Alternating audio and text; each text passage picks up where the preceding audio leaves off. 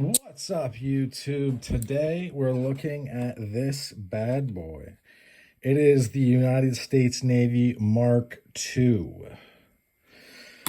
The Mark series was full of really badass knives. On the back it says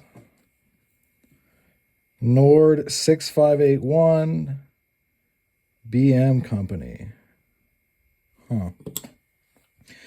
I'm going to go ahead and try to clean these up. I might even do it as we speak. I don't know. I'm bumping it. I'm bumping it already. That's not good. Hang on, guys. Hang on, guys. It's going to be all right. So, we're going to get this guy, that case rust eraser. We're going to grab a catalog. I mean, I know, maybe not this catalog, but I know that the average knife guy has catalogs around his work area. My work area is my desk because I'm a writer, so it kind of makes more sense to have it there. I'll do one. I'll do one to completion, and then we'll look at it. And these are the case rust erasers. They're great. I mean, it really can't be understated how handy it is to have these things because they are exactly what they're advertised to be, and that is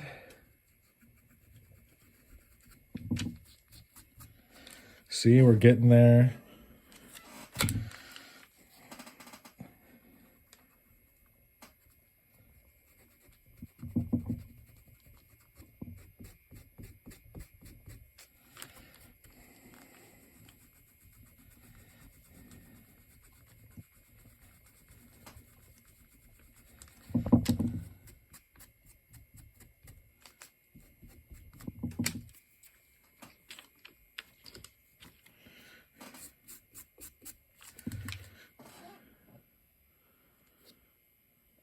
It's looking way better, isn't it?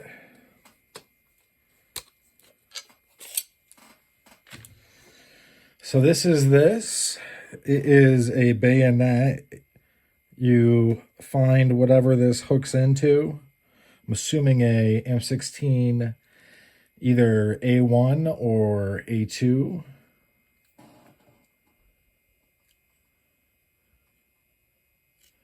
And then that goes into the barrel.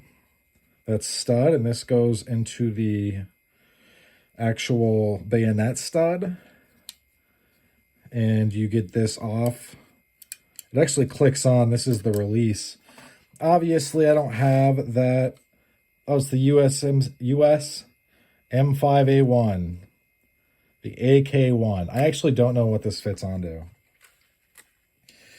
My buddy's father-in-law served in the NAM, and he gave me a bunch of his stuff. I ended up, I mean, it was well sharpened and used. I ended up kind of replacing the stuff that I wanted to replace, letting the rest of it go. And this is kind of the only one that I was like, you know, this one is actually still nice. Can it cut paper? We'll see. Kind of. Very thick behind the edge. I'm pretty sure that's a flat grind. It has a false edge up here. This doesn't appear to have been used, really. Could you totally thrash this and put an edge on it right there? Probably, I guess you could. He had done that. The gentleman had done that. He was a CB, so he was basically with the Marines and in the shit. He had done it to the rest of them. This is full tang. Yes, it's a rat tail, despite what people that, you know, listen, I'm not trying to talk shit about anybody, but it just gets silly sometimes. I feel like the finish on this is not great. The way people are like, well, if you don't have a full tang, I can't trust it. It's like, all right, well, you know, I feel like if the rat tail tangs really didn't work, if they were actual garbage, people would probably bring that report back with them from the Pacific Theater or, wherever.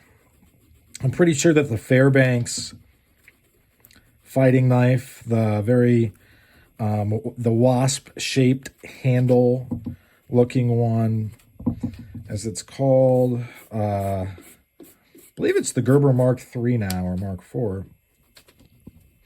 I'm sure it had a similar tang. Not until modern taste did anybody really think, like, oh, I better have a tang that is, like, runs fully the length of this knife. It's just not. No one believed that. You know why? Because you don't actually need that, believe it or not. Should I do these guys? A little bit of rust on there.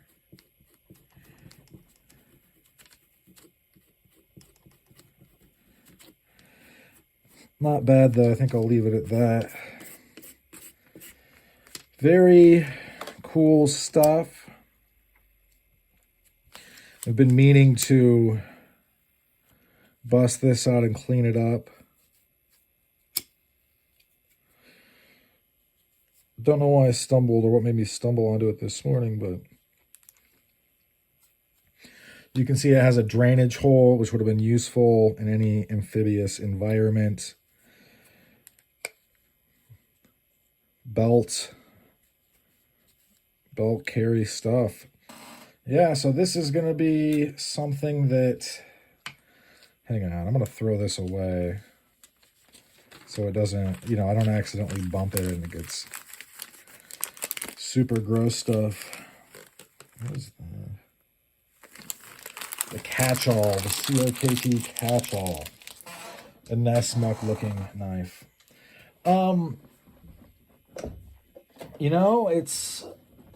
This is kind of like, for me, collecting, they have to be functional, right? They can't, it's not enough that they were at some point in the NOM or in the shed or in a rack or somewhere else that is like at some exotic place. They need to have functionality to them, or else, for me, it's like, why do I have this thing? Although the knives that I, passed on to the other side through the, via trash can, they probably could have still held up, but the bottom line is they were looking real rough. And at some point, it's time to, let them go to the other side, so to speak. For me, it doesn't make sense to just hang on to them indefinitely. Maybe it does for other people. I'm not those people, though. I'll put some of this stuff on this blade just in case.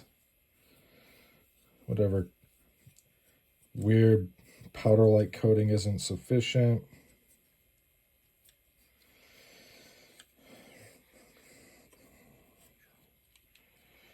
Yeah, there we are. There we have it.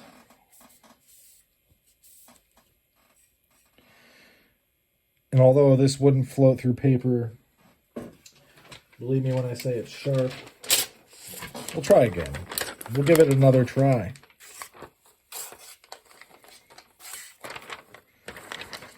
So, it's not, yeah, see, as soon as it's so thick. This is really so it's not designed, you could cut like that. Like I could grab rope and cut. I can feel it on my hand that this is sharp. I'll try again. I'm not in a hurry right now. I can give her another shot. Get out the old paddle strap. Had this for years. Grab one that's 3 inches in width. It'll make your life a lot easier. I see ones that are much thinner. Those are no good. You're going to want a suede side and then a leather side. Leather side is for like the green stuff, and then this is for the white stuff. These are to save your sharpening rods or whatever you sharpen with, be they rods or perhaps you're using stuns, right? Okay, so that got sharper. We'll pick it up.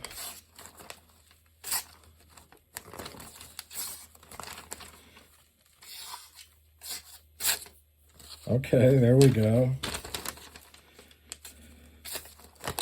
Let me try a stiffer piece of something.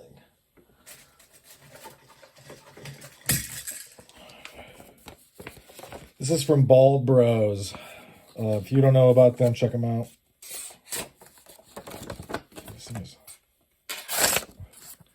It cuts in, but then it immediately tears. It's just too thick.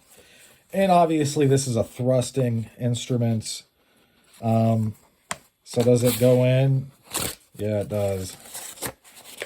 So yeah, this thing is good. Is it as versatile as, say, the bayonet that Marines have now, where you could do a lot more cutting tasks? Obviously not, so, but that's okay. Not all tools are the same, right? But yeah, it's about all she wrote for this one.